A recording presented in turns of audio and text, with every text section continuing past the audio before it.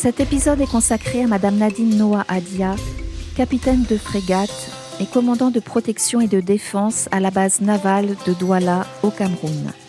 Cet entretien a été enregistré en Côte d'Ivoire lors de la première conférence organisée par ENMAR sur les femmes dans la sécurité maritime dans le golfe de Guinée.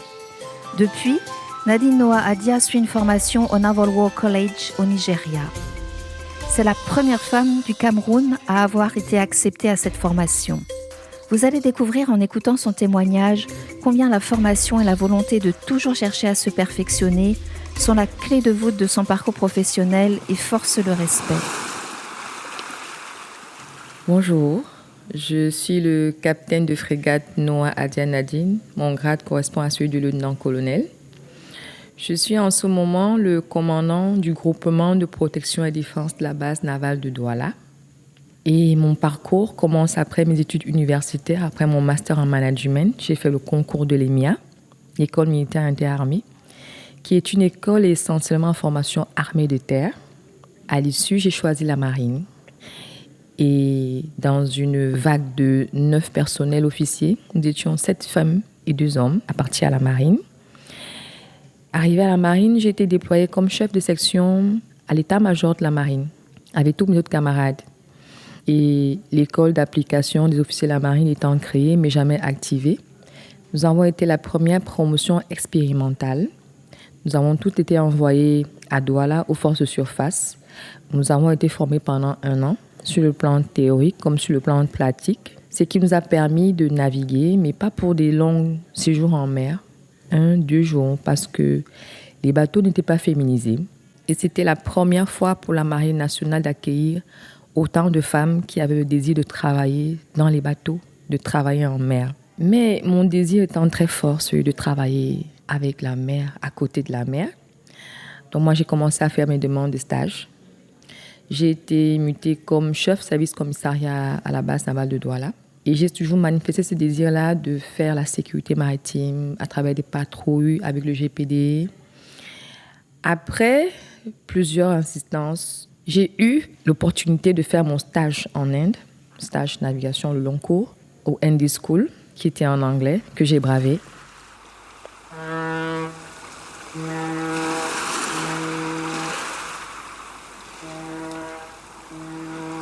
Après ses études en Inde, Nadine Noah Adia a continué à se former, notamment dans le cadre de projets financés par des partenaires internationaux, dont l'Union européenne. Une part de son apprentissage a aussi été orientée sur les questions liées au genre dans le secteur maritime. À l'issue, je suis rentrée au Cameroun, toujours dans mon même poste de chef service commissariat. Mais heureusement pour moi, le commandant de la base navale m'avait désigné pour être l'intérimaire au centre de surveillance opérationnelle de la marine, au COSCO, à Douala, où j'ai beaucoup appris, où j'ai beaucoup travaillé auprès de Gogin. J'ai fait des formations sur les aides à la navigation. J'ai participé aux exercices maritimes au Bangamé, Nemo, Gano, ce qui m'a beaucoup enrichi.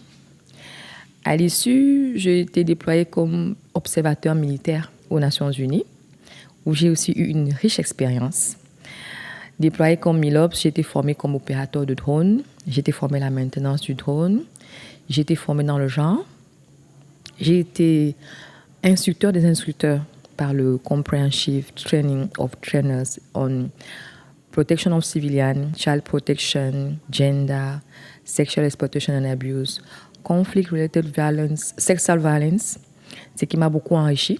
À mon retour au Cameroun, j'ai été enfin déployée aux forces de surface, qui était un rêve pour moi.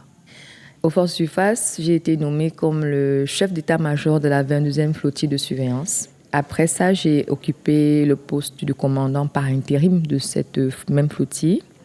Ensuite, j'ai été le chef bureau communication aux forces de surface, sans oublier que, étant en forces de surface, j'ai été assermentée. J'ai fait ma formation d'officier de police judiciaire à compétences spéciales, qui nous qualifie pour faire des PV en mer.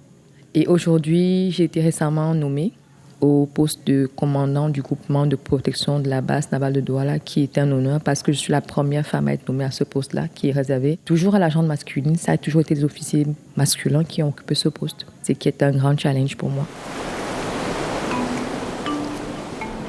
Durant notre conversation, j'étais curieuse de savoir pourquoi, avant de parvenir à occuper un tel poste à responsabilité, elle avait décidé d'intégrer le secteur maritime. Quand j'étais à l'école militaire interarmée, à l'issue de la formation, on fait un amphicorps où chaque élève officier va choisir son corps en fonction de sa moyenne à la fin de l'année. On fait des groupes. Dans mon groupe, j'étais en tête de groupe et il nous est proposé de choisir soit l'armée de terre, l'armée de l'air, la marine, la gendarmerie. J'avais eu le choix. J'aurais pu choisir un autre corps, mais j'ai choisi la marine parce que, avant, je m'étais renseignée et on m'a dit qu'à la marine, il n'y avait que 2 femmes. Et puis, je me suis demandé, mais pourquoi dans ce corps, il n'y a que 2 femmes? À l'armée de terre, il y en a beaucoup. À la gendarmerie, il y en a beaucoup. J'ai demandé pourquoi est-ce qu'il y en avait très peu. On m'a dit non, là-bas, c'est un milieu d'hommes. Hein. Il faut être issu de l'école navale. Comme tu es issu de l'EMIA, tu ne vas pas t'en sortir. On va te mettre au bureau. Et puis, j'ai demandé, mais pourquoi est-ce qu'on va me mettre au bureau? Est-ce que si je leur montre que je suis capable, on va vraiment me mettre au bureau? Ah, mes camarades, on a discuté. Chacun a donné son avis. Ils ont dit, non, tu sais, c'est pas un bon choix. Mais de toute façon, chacun choisit. J'ai dit, moi, j'irai à la marine. Je vais choisir la marine. Et puis, ils ont dit, mais non, dans ce cas, moi, je vais à la gendarmerie. Laisse-moi la gendarmerie. Toi, prends la marine. Et j'ai pris la marine. Pourtant, j'avais le choix de prendre un autre corps. Et je suis arrivée. Effectivement, il y avait 2 femmes à la marine. Il y avait une qui était hors marine, qui était administration, typiquement administration. Et il y a une autre qui était de l'EMIA, qui était à la marine, mais qui était chef ressources humaines. Et malheureusement, pour elle, elle n'a jamais eu la possibilité de faire des stages à l'étranger, de faire la spécialisation de navigation. Elle est restée officière à la marine. Mais aujourd'hui, heureusement, elle a eu la reconnaissance parce qu'elle commande. Elle commande l'école d'application des officiers de la marine. Et moi aussi, j'aimerais un jour commander à la marine.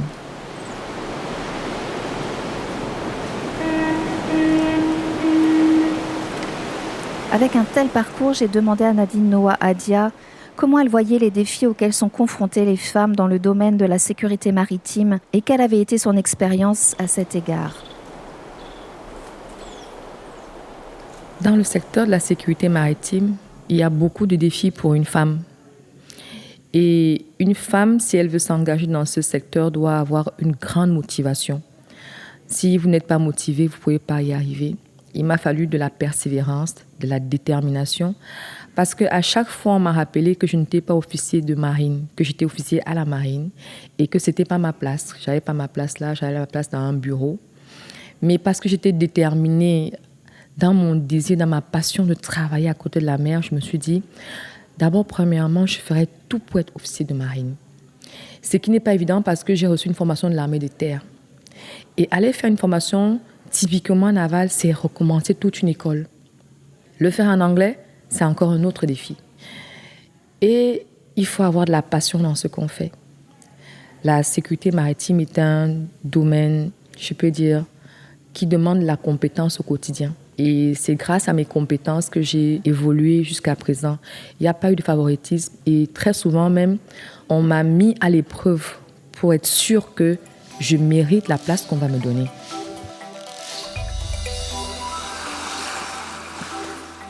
Pour conclure notre conversation, je lui ai demandé comment elle voyait l'avenir de la place de la femme dans le secteur de la sécurité maritime dans le golfe de Guinée.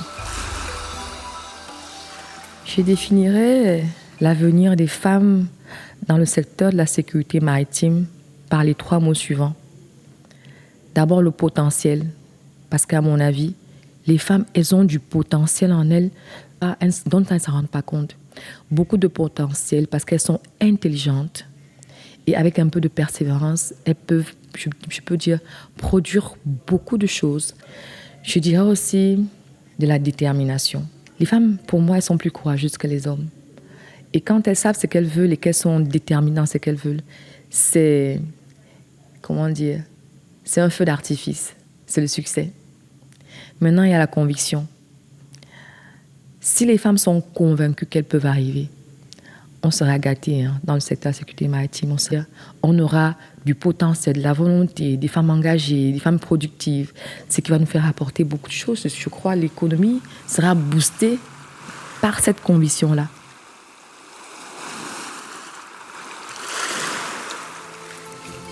La Voix d'Enmar est un podcast financé par l'Union européenne et réalisé par le projet Enmar.